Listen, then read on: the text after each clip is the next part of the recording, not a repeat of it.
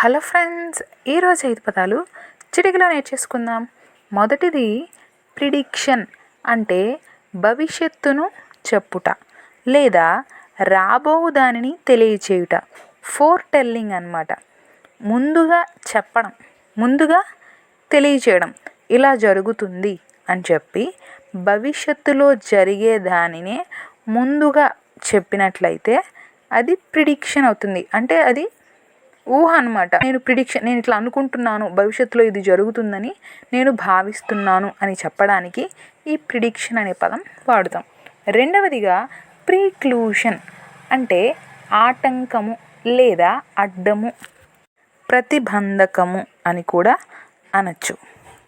ఇప్పుడు రెస్ జుడికేటాని కూడా క్లెయిమ్ ప్రీక్లూషన్ అని అనొచ్చు.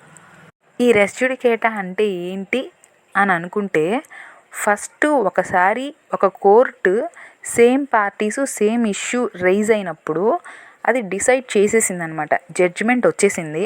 దాని తర్వాత సేమ్ మ్యాటర్ పైన ఇంకొక కోర్టుకి వెళ్ళకూడదు. అలా వెళ్తే అది బార్ అవుతుంది, అంటే అది చెల్లదు, రద్దు అవుతుంది అని చెప్పేదే రెస్ జుడికేటా. సో ఈ రెస్ జుడికేటానే క్లెయిమ్ ప్రీక్లూషన్ అంటారు అని అన్నాను. క్లెయిమ్ ప్రీక్లూషన్ అంటే అర్థం ఏంటి ఇక్కడ? ఆటంకము, అడ్డం. అంటే ఇంకొకసారి సేమ్ మ్యాటర్ పైన, సేమ్ ఇష్యూ పైన కోర్టులో కేసు వేయకూడదు. ఈ రూల్ అనేది ఆటంకపరుస్తుంది.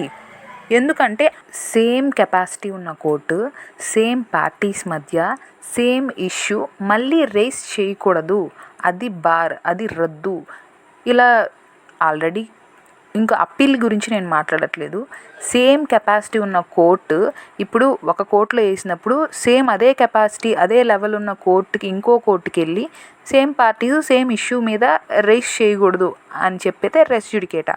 సో అదే క్లెయిమ్ ప్రీక్లూషన్. అంటే మళ్ళీ క్లెయిమ్ చేయడాన్ని ప్రీక్లూషన్ చేస్తుంది, ఆటంకపరుస్తుంది, అడ్డం చెప్తుంది. అంటే ఇంకొకసారి మీరు కేసు అనేది వెయ్యొద్దు. ఎందుకంటే ఇది సేమ్ లెవెల్ కోర్టు లేదా సేమ్ పార్టీస్ మధ్య సేమ్ ఇష్యూ ఆల్రెడీ డిసైడ్ అయిపోయింది కాబట్టి మీరు వెళ్ళాలనుకుంటే అప్పీల్కి వెళ్ళాలి, కానీ సేమ్ కోర్టు మీదకి సేమ్ ఇష్యూ పైన వెళ్ళడానికి లేదు అని చెప్పేదే రెస్ జుడికేటా. అదే క్లెయిమ్ ప్రీక్లూషన్. ఓకేనా? మూడవదిగా ప్రీషియస్, అంటే విలువైన లేదా ప్రియమైన, కాస్ట్లీ, ఘనమైన, వాల్యుబుల్.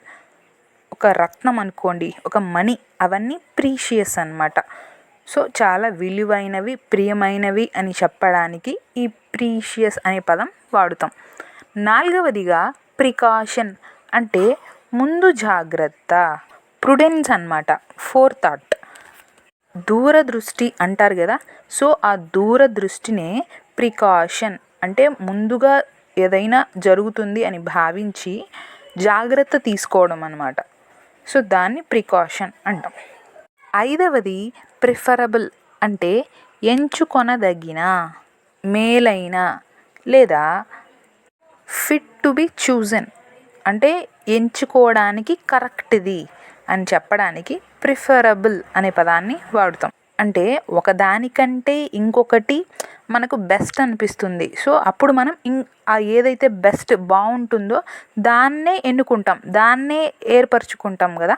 ఏదైతే ఉన్నత స్థితిలో ఉందో అది మనం ఎలా అయితే చూస్ చేసుకుంటామో ఆ చూస్ చేయడాన్నే ప్రిఫర్ చేస్తున్నాం, ప్రిఫరబుల్ అనే పదం వాడుతాం.